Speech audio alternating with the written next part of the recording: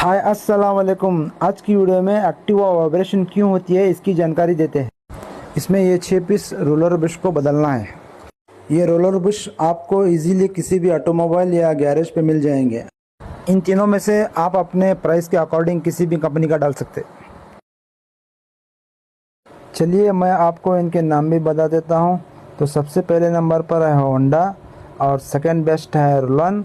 अगर आपके पास बजट कम है तो आप डलाइए बेंडो कंपनी का प्रीमियम बुश।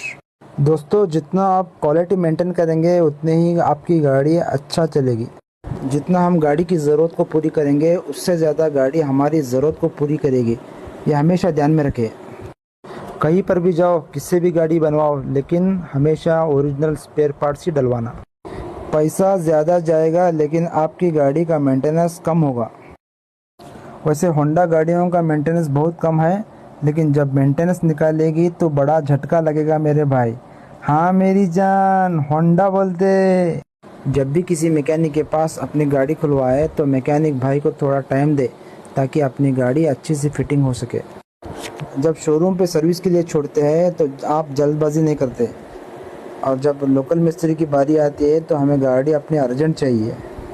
वाह रे दुनिया।